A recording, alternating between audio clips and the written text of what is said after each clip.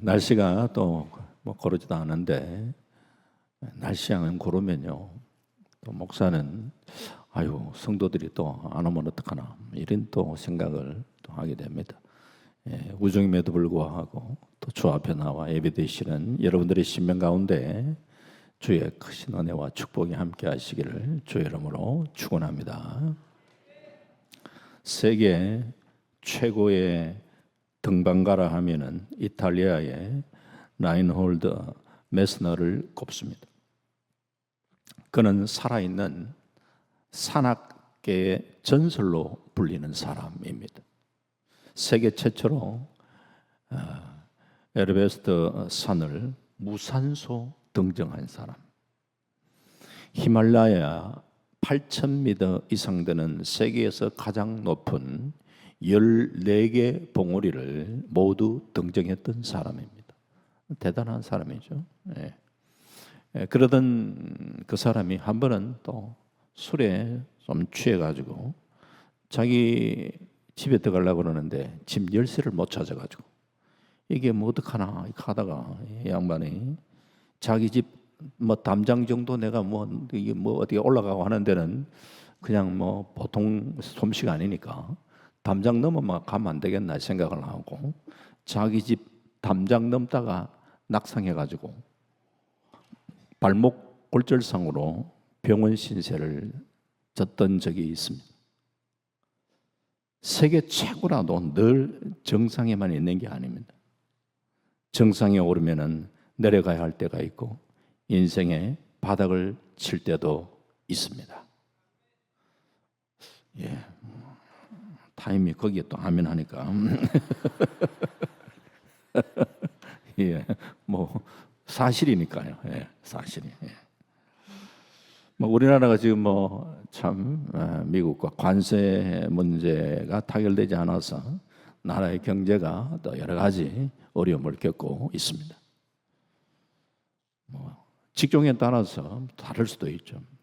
이런 이것이 기회가 될 수도 있겠고, 또 사업하시는 분들은 경기를 바닥을 치고 있다 이런 말을 듣기도 합니다. 경기가 좋지 않다는 말이죠. 인사를 하면서 야, 너 요즘 어떻게 지내냐 이렇게 하면은 야, 바닥 치고 있다 이렇게 얘기할 때가 있죠. 이 바닥이라는 단어는 주로 부정적인 의미로 사용됩니다. 부정적인. 그러나 반대로 생각하면 바닥이라는 것은 더 이상 내려갈 곳이 없다는 말이죠. 지금이 정말 가장 힘들고 어려운 바닥 상태라면은 더 내려갈 곳이 없으니까 도약할 준비를 하면서 기다리는 시간으로 삼을 수 있어야 돼요. 바닥은 절망의 자리, 포기의 자리, 실패의 자리가 아닙니다. 새로운 미래를 향하여 솟구쳐 오를 수 있는 인생 전환의 자리입니다. 그리고 하나님의 은혜를 바라보는 자리입니다. 일반적으로 바닥은 내가 원해서 스스로 그 자리에 가는 경우는 별로 없습니다. 내 나름대로는 이것저것 한번 해보려고 애를 쓰고 또 이것저것 손을 대보고 하는데 이게 잘 안 되니까, 그래서 나도 모르는 사이에 바닥을 치고 있는 나 자신을 발견할 때가 있단 말이에요. 이때가 다시 한 번 더 힘있게 솟아오를 수 있는 인생 역전의 기회로 우리는 믿음의 사람은 삼을 수 있어요. 레슬링이나 유도 경기를 볼 때 가장 좀 드라마틱한 그런 광경을 보면요, 이 선수가 막 이렇게 넘어지려고 하는데 저 사람 이제 졌겠구나 하는데 넘어지려고 하는데 이걸 가지고 확 뒤집기를 하는 거예요. 넘어지면서 오히려 이렇게 상대방을 넘어뜨리는 거예요. 이야, 질 줄 아는데 이거 완전 이렇게 해서 뒤집으면은요 한판성이 됩니다. 이야 하면 우리가 볼 때 감동이 되죠. 우리 성도들은 뒤집기의 명수가 되셔야 합니다. 인생 역전의 주인공이 되시길 바랍니다. 오늘 본문에서 인생을 바닥을 경험하고 있는 한 사람을 만나게 됩니다. 우리가 너무나 잘 아는 요셉. 그는 바닥 인생을 경험했지만 결코 낙심하거나 좌절하지 않았습니다. 결국 그는 인생 역전 드라마의 주인공이 됩니다. 노예로 팔려간 소년이 애굽의 총리가 되는 영광의 자리에 오르게 됩니다. 인생 밑바닥에서 역전의 주인공이 된 우리 요셉을 바라보면서 혹 우리가 지금 정말 내가 바닥 치고 있다라는 이런 느낌을 받는 분도 계시지만 그건 아니다 할지라도 살아가다 보면은 진짜 우리 인생 바닥 칠 때가 있다는 것도 또 한번 생각해 보시면서 이 말씀을 잘 우리의 삶에 받아들이시고 이 말씀이 여러분에게 새로운 도전의 시간이 되시기를 주의 이름으로 축원합니다. 첫 번째, 이 밑바닥의 경험을 이 삶의 자산으로 삼을 수 있어야 된다는 거예요. 밑바닥의 경험을. 이것도 중요한 거예요. 인생 살면서. 크리스 가드너라는 사람, 미국의 그 시카고 출신의 상학가죠. 요즘은 뭐 연설도 하고 하면서 사람들에게 동기부여를 시키고 하는 아주 많이 뜨는 사람입니다. 어린 시절 폭력적인 양 아버지 밑에서 불우하게 자라고 성인이 되어서도 힘든 시간을 그는 보냈습니다. 아내와 헤어지고 2살배기 아들과 함께 살았는데 모든 돈을 의료기기 사업에 투자했다가 실패하면서 노숙 생활까지 합니다. 이런 절망적 상황 속에서 주식 중개인 인턴십 프로그램에 경쟁이 아주 세요. 그런데 이 시험에 합격을 하고 낮에는 인턴으로 일하고 밤에는 공중 화장실이나 노숙자 쉼터에서 잠을 자면서 이 아들을 돌보는 참 좀 처절한 그런 삶을 살아가고 있습니다. 이렇게 치열하게 그렇게 살아가면서도 포기하지 않고 애를 쓰고 노력하는 것들이 가드너는 정규직 주식 중개인으로 또 채용이 되고 이렇게 해서 그의 탁월한 능력이 발휘되면서 수백만 달러를 벌어들이는 백만장자가 됩니다. 하나님이 사용하시는 위대한 일꾼들을 보면은 인생의 밑바닥을 경험한 사람들이 참 많은 것 같습니다. 재벌 총수들이 자기 자녀들 후계자로 세우기 전에 말단 사원부터 일을 시키는 경우는 실제적인 경영을 빨리 익히게 하는 거예요. 밑에서부터 배워라는 거예요. 그래야 앞으로 오너가 되었을 때에 딱 전체를 바라볼 수가 있다는 거죠.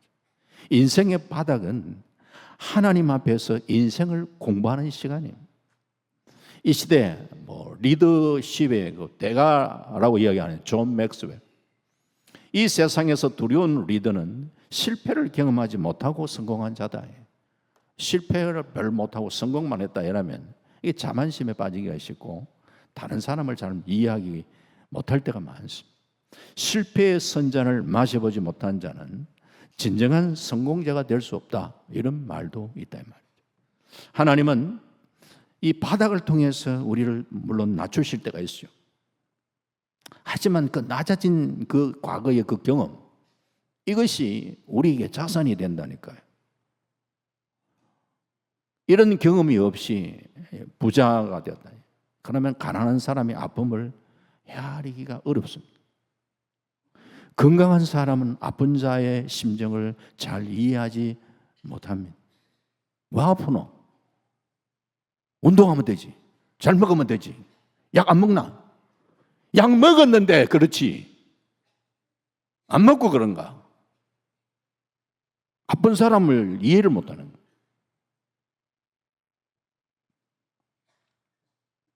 권력을 가진 자는 그 힘이 없는 자의 애환을 알 수 없어요. 그래서 괴테는 눈물 젖은 빵을 먹어보지 못한 자는 인생을 논하지 말라. 삶의 희로 애락을 경험한 참 그런 사람이 진정한 인생의 맛을 아는. 요셉이 지금 억울하게 감옥 생활하고 있습니다. 자신이 이렇게 억울하게 감옥 생활을 해보지 않았다면 감옥에 있는 사람, 제 인간, 제 말종들 이렇게 다 이야기했을 거예요. 본인이 이런 경험을 해봤기 때문에 감옥에 있는 사람도 다 나쁜 사람이 아니고 억울하게 감옥 생활하는 사람이 있구나. 그걸 자기가 아는 거지. 경험을 했으니까. 그러니까 감옥에 있다고 함부로 사람을 대하면 안 되는 거지. 사람은 내가 경험해보지 않으면 함부로 사람을 판단하고 정죄하는 죄를 범할 때가 많습니다. 내가 아픔을 경험해보면서 다른 사람을 폭넓게 이해하게 되고 인생을 배우게 됩니다. 그러면서 참 사람이 살아가는 게 다 내 뜻대로 되는 게 아니구나 하는 것을 깨닫게 됩니다. 그래서 겸손해지는 것이에요. 그래서 인생의 바닥은 자기 힘으로 모든 것을 할 수 있다라고 생각했던 그 교만이 깨어지는 시간이에요. 하나님은 택하신 이스라엘 백성들의 그 교만을 깨뜨리시려고 그들을 무려 40년 동안 광야 생활을 하게 돼요. 그래서 광야 생활을 때로는 표현을 할 때 광야 학교라고 표현합니다. 그 광야 학교에서 그들은 훈련시켰단 말이에요. 그래서 신명기 8장 2절에 보면은 내 하나님 여호와께서 이 40년 동안에 네가 광야 길을 걷게 하신 것을 기억해라. 이는 너를 낮추시며 너를 시험하사 내 마음이 어떠한지 그 명령을 지키는지 지키지 않는지 알려 하심이라. 내가 지금 정말 막 바닥을 치는 것 같은 그런 느낌을 받고 있을 때에 혹 하나님이 참 나의 어떤 그런 강한 자아를 깨뜨리려고 하는 그런 시간이 아닌가 한번 우리가 돌아봐야지. 바닥은 자신을 내려놓는 시간이에요. 요나 니느웨에 가서 복음을 전하라는 하나님의 명령을 거스리고 다시스로 배를 타고 도망을 가는 거예요. 그때의 풍랑을 만나게 되고 풍랑의 원인이 자신이라는 걸 본인은 알고 있어요. 그러나 그냥 그냥 묵묵하게 뱀이창에 그냥 자고 있는. 그게 드디어 요나가 원인이라는 게 발견되어지고 그랬을 때에 요나가 하는 얘기가 나를 바다에 던져라. 자기가 빠지면 자살이니까 나를 던져 넣어라. 던져 넣어라. 어떻게 잘 보면은 자기를 희생하는 이런 마음이 있구나. 좋게 생각할 수도 있겠지만 또 한편 각도에서 생각해 보면은 요나가 내가 죽었으면 죽었지 니느웨는 못 가겠다 이런 마음도 있는 거예요. 차라리 막 죽고 싶다는 거야. 니느웨가 어떤 곳이냐? 늘 이스라엘 백성들을 괴롭혔던 그 원수의 나라 수도예요. 그 니느웨 가가지고 복음 전하라 그러니까 나 죽었으면 죽었지 그거 못 하겠다는 거야. 그래서 도망가 버리는 거예요. 하나님의 선지자가. 그런데 그렇게 민족주의가 강했던 그 자아가 강했던 요나, 죽었으면 죽었지 내가 그거는 못 하겠다고 하고 이런 마음을 가졌던 요나, 하나님께서 그를 사람들이 이제 물에 빠뜨렸을 때에 마침 하나님은 큰 물고기를 준비해가지고 그리고 그 요나를 삼켜버렸는데 이 요나가 물고기 뱃속에서 여러분 물고기 뱃속에 참 이게 만만치 않아요. 네. 완전히 인생의 바닥을 경험하는데 그냥 바닥이 아니에요. 지옥의 고통을 경험한 것이 순간이에요. 이거는 그러니까 그렇게 강했던 요나가 손을 드는 항복하는 거예요. 항복하니까 하나님께서 또 이 요나를 물고기 뱃속에서 나오게 하는데 니느웨에 가가지고 복음 전하도록 하나님이 밀어넣어버려요. 자아가 강하면 강할수록 그렇게 또 하나님은 강하게 역사할 때가 있어요.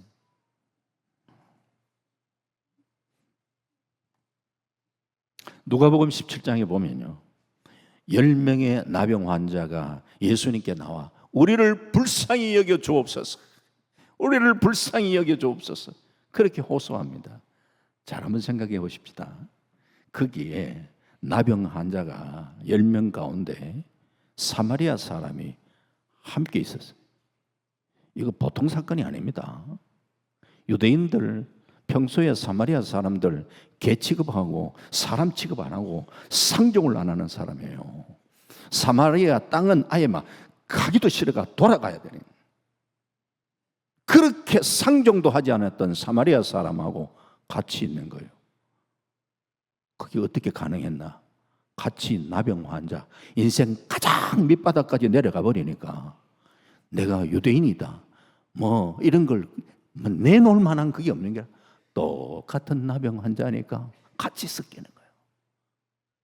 거기서는 하나가 돼. 그런데 예수님을 통하여 기적을 맛보면서 다 나음 받으니까, 낫고 나니까 또 이제 정신이 드는 거예요. 또 나눠지는 거예요. 유대인은 유대인, 사마리아 사람. 그러면서 사마리아 사람은 주님 앞에 나와 감사를 하는. 그 9은 어디 갔냐?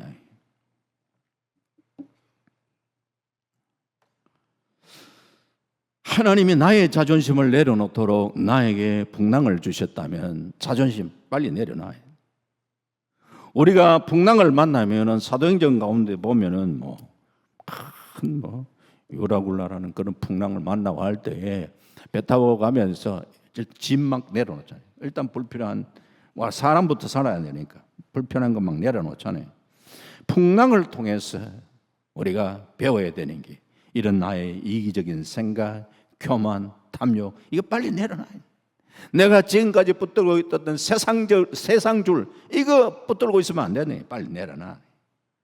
그걸 빨리 내려놓을수록 광야가 빨리 지나갑니다. 중요한 것은 내가 당하는 인생의 풍랑을 그냥 우연히 불어오는 바람으로 생각하면 답이 없어요.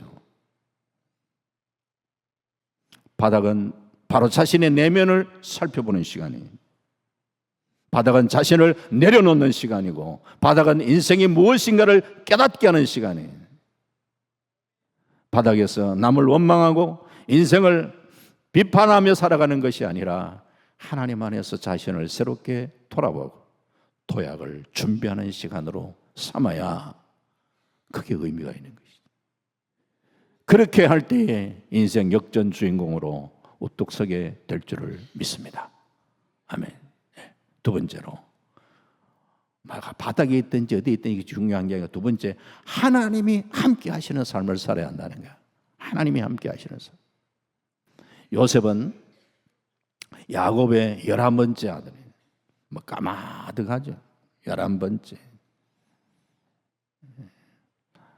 하나님은 섬기는 자를 높이신다 그랬는데 11번째 그때만 까마득한데 그냥 형님이 마치 부모님 대하듯 그렇게 섬겨야 될 위치에 있는 그 요셉이 집안에서 제일 대접하거든.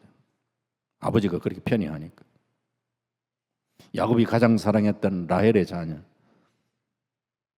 요셉과 막내 베냐민이 어린 시절부터 이렇게 부모의 편애 속에서 살고 대접받고 살았다.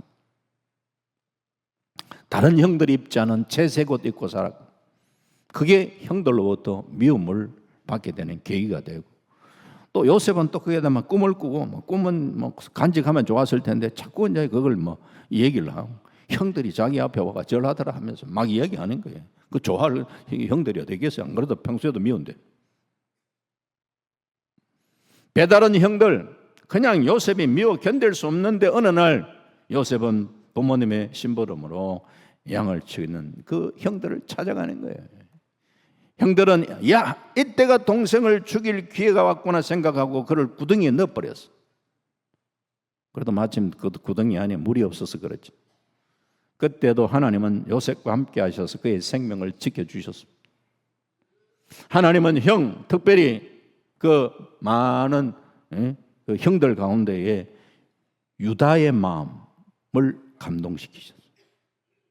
그 형제들 가운데도 그래도 그 중에 또 이 말빨 있는 그 리더십이 있는 그 형제가 있잖아요. 그게 보니까 유다였어요. 유다 4번째 아들이지만 유다가 우리가 동생을 죽인들 우리에게 뭐 좋을 거 뭐 있냐? 그러니까 고마 저 우리 팔아버리자. 동생 팔기 위한 목적이보다 살리기 위한 거예요. 사실은 죽이려고 하는 사람 마당이니까 죽인들 우리가 무슨 덕이 되겠냐, 팔아버리자. 그렇게 형들을, 그 다른 형제들을 설득을 시키는데 그 설득을 된 거죠. 그럼 리더십이 있는 거예요, 유다가 보니. 그래서 애굽으로 내려가는 상인에게 팔아버린. 요셉은 형들에 의해서 인신매매 당한 거예요. 그러나 하나님은 그를 애굽의 친위 대장 보디발의 집으로 인도를 합니다. 요셉은 어디 가나 하나님이 함께 하시는 삶을 살았다. 이게 참 우리가 잘 알지만 중요한 거예요. 하나님을 믿지 않은 이 보디발이 볼 때에 비록 노예로 잡혀온 소년이지만, 야, 저는 뭔가 좀 다르다, 뭔가 느낀 거예요. 그가 온 이후로 하여튼 뭐가 잘 풀려, 잘 돼, 형통해. 하나님께서 요셉에게 복을 주심으로 그가 하는 모든 일이 잘 되는 거예요. 그것을 눈으로 본 보디발이 요셉을 가정 총무로 삼고 부인을 제외한 모든 것을 총괄하는 책임자로 맡기는 거예요. 그런데 문제가 발생됐잖아요.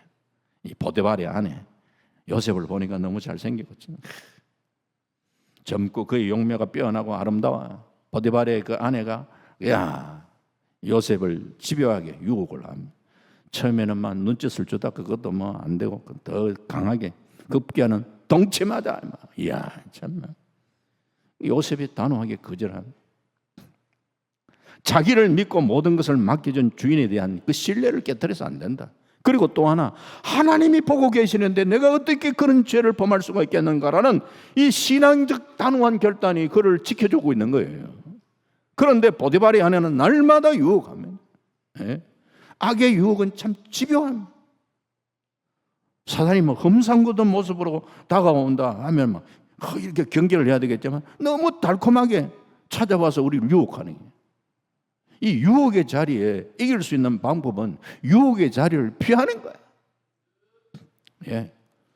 여자들이 유혹하는 술자리에 가서 하나님 시험에 들지 말게 하옵소서, 그 자리에 가서 기도할 게 아니고 그 자리에 안 가면 돼. 시편 1편 1절 복 있는 사람은 어떤 사람인가? 악인들의 꾀를 따르지 아니하고 죄인들의 길에 서지 아니하고 오만한 자들의 자리에 앉지 아니하는 이 시편의 복된 자의 모습을 보니까 만남의 복을 이야기하는 거야. 만남. 사람이 인생을 살면서 누구와 만나는 게 그게 중요하다라는 거야. 만남이. 그 만남이 내 마음대로 다 되는 게 아니니까 우리가 기도하는 기도 가운데 하나님 오늘도 좋은 사람 하나님 만날 수 있도록 인생의 좋은 만남이 얼마나 중요한데, 예수님을 만난 우리들 그게 인생의 제일 중요한 만남이고 그 다음에 배우자를 만나는 것도 그렇고 친구를 만나는 것도 그렇고 참 함께하는 동역자를 만나는 이 모든 것에 하나님의 은혜가 함께 하셔야 되는 거예요. 어떤 문제가 있을 때 하나님 앞에 기도할 때에 하나님께서 해결해 주는 방법 가운데 사람을 만나게 하시는 경우가 많잖아요.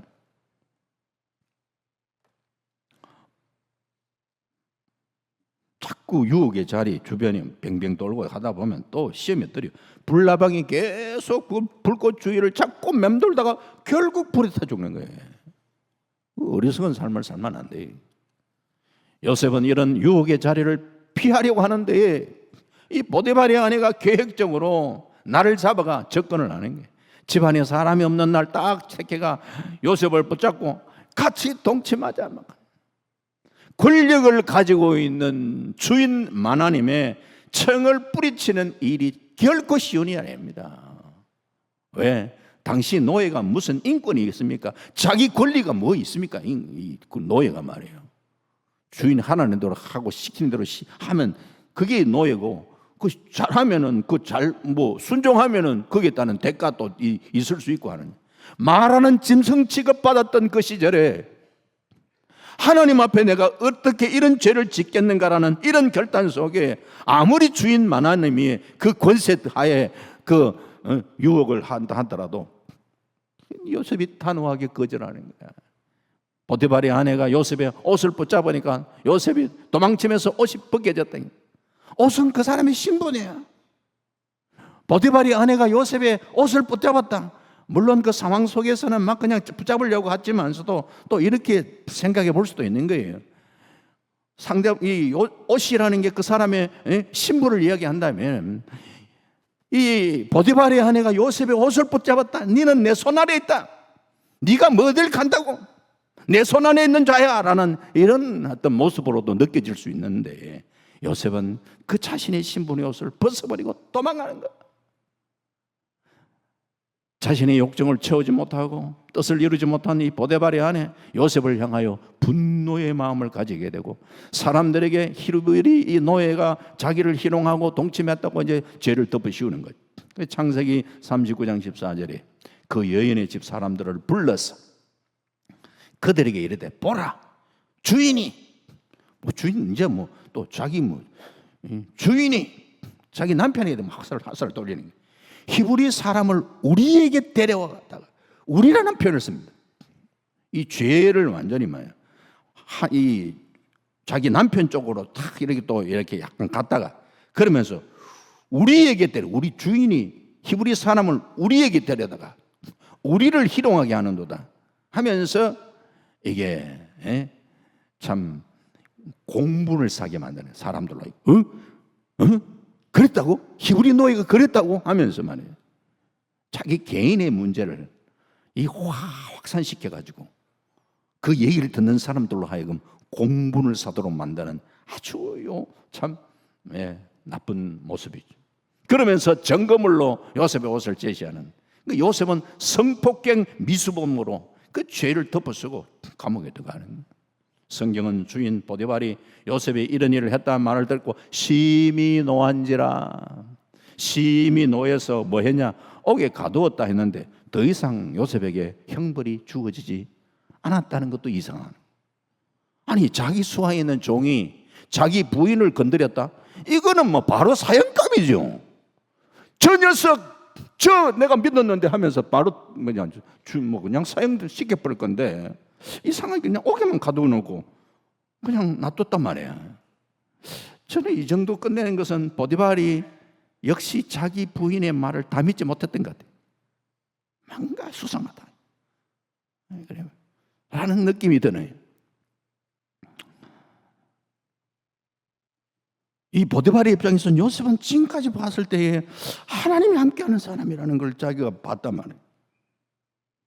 어쨌든 요셉은 감옥 신세는 면하지 못했어요. 이 정도 되면 요셉 입장에서 잠을 잘 해도 억울해가지고 얼마나 억울해합니까? 보디발이 아내만 생각하면 벌떡 일어나가 저 여자만 막 자다가도 벌떡 일어날 것 같아요. 이런 화병 걸리네. 그런데 성경에 요셉이 화병 걸렸다 이런 말이 없잖아요. 요셉이 하나님을 원망했단 말도 없고 보디발의 아내를 향해서 욕설을 퍼붓다 그런 말도 없고 놀라운 것은 그런 가운데 하나님이 간수장의 마음을 움직여서 요셉을 믿고 그러면서 옥중 죄수들을 다 요셉에게 맡긴 이런 일이 가능한 것. 창세기 39장 21절에 여호와께서 요셉과 함께 하시고 그에게 인자를 더하사 간수장에게 은혜를 받게 하시매 참 하나님이 어디에 있든지 간에 함께 하실 때에 놀라운 은혜가 우리 가운데 있는 줄 믿습니다. 창세기 39장 23절에 간수장은 그의 손에 맡긴 것을 무엇이든지 살펴보지 아니하였으니 이는 여호와께서 요셉과 함께 하심이라. 여호와께서 그를 범사에 형통하게 하셨더라. 진정한 형통은 애굽에 팔려가지 않는 게 아니에요. 누명을 벗는 일이 아닙니다. 누명선 상황 속에서도 하나님이 함께 하신다면은 옥에서라도 때가 될 때에 하나님이 그를 높이시네. 때가 될 때. 나중에 술 맡은 간원장이 그 꿈 해석해주고 나를 좀 생각해 달라고 했는데 또 2년 동안 까마하게 잊어버린. 어떻게 또 잊어버릴 수가 있나? 나중에 이런 저는 문헌, 고대 문헌들을 이렇게 살펴보면서 확인되는 게 뭐냐? 그 당시에 그 총리가 되려면 나이가 30이 돼야 총리가 되는 거예요. 28에는 총리가 안 돼. 하나님 기다려 주시는 거예요. 때가 될 때 높이시니.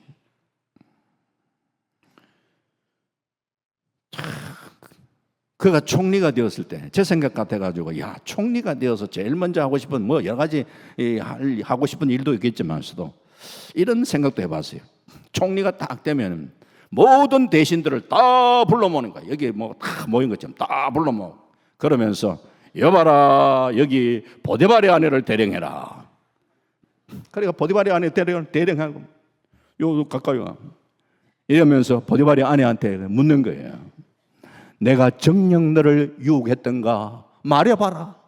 이 많은 사람 앞에 이실직고해라. 그랬으면 참 좋을 것 같은데, 그랬으면 지금까지 막 쌓였던 그 모든 것이 확 풀릴 것 같고 이런데 그런 걸 안 해요. 왜 그랬을까? 뭐 다 100% 알 수는 없지만, 야, 자신의 억울함을 하나님 앞에 가지고 나와 씨름하면서 하나님이 그의 마음을 다 만져주셨기에 그에게 있어서는 벌써 그 문제가 해결된 거야. 해결된 거야. 그렇게 해결되고 나니까 그 술 맡은 가난장, 이 떡 굽는 가난장, 그 한날 그들이 동시에 꿈꿔가지고 근심할 때에 묻잖아요. 당신 얼굴에 왜 그리 근심빛이 있습니까? 묻잖아요. 그 물은 게 보통 물음이 아니에요. 자기가 억울한 길을 걷는 사람은 자기 세계 속에 갇혀가 다른 사람이 안 보여요. 다른 사람 얼굴에 근심빛을 어떻게 알 수 있습니까? 그 말은 내 문제는 이미 주님 안에서 해결함을 받았고, 그렇기 때문에 다른 사람의 근심빛이 보여지는 거예요. 지도자는 자신이 억울한 길을 걷다 할지라도 그 속에 하나님과의 관계 속에서 자신이 문제를 해결하고, 그러면서 다른 사람 얼굴에 근심빛을 읽을 수 있는 사람이 지도자는 거예요.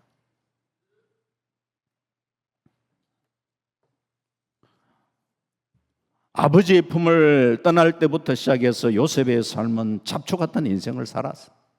형들에게 억울하게 인신매매 당하고 성폭행, 미수범이라는 죄를 덮어쓰고 감옥 생활하는 삶을 살았지만 하나님께서 늘 함께 하셨기에 그의 인생은 형통했습니다.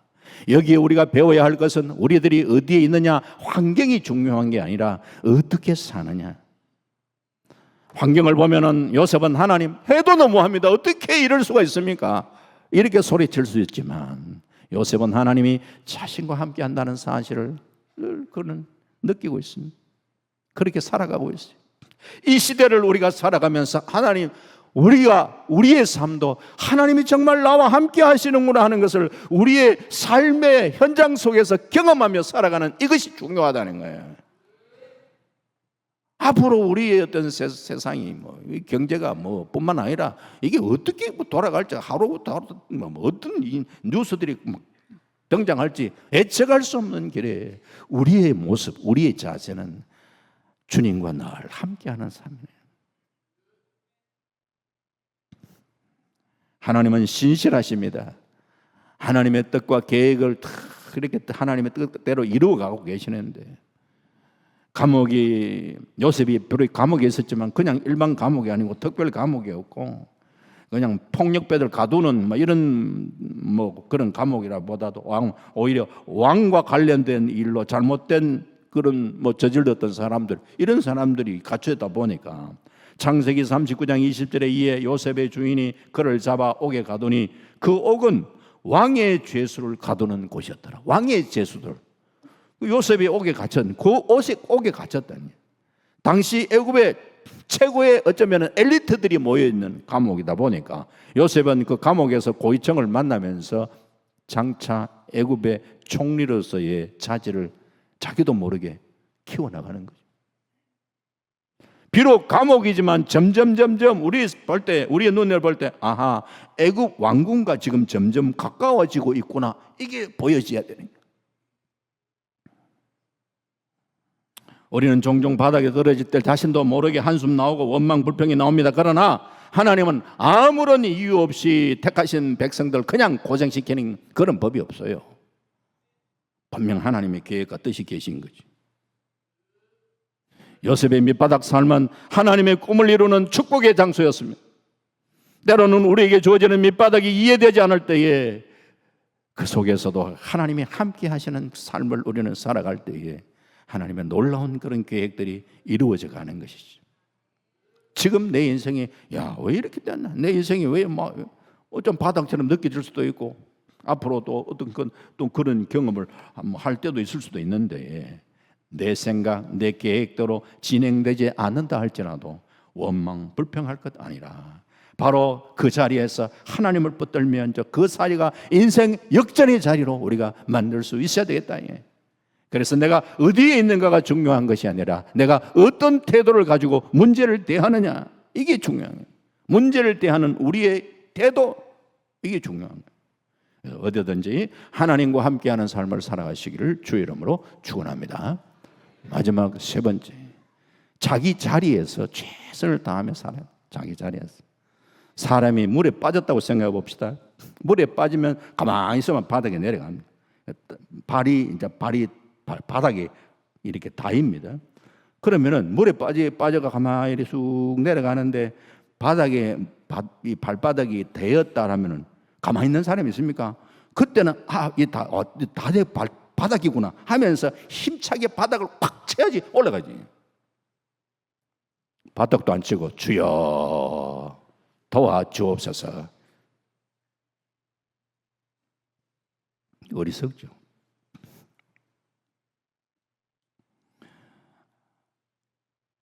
요셉이 30에 애굽의 총리가 되는 과정 속에 살펴보면요, 하루아침이 아니고 하나님이 계속해서 그를 훈련시키셨어요.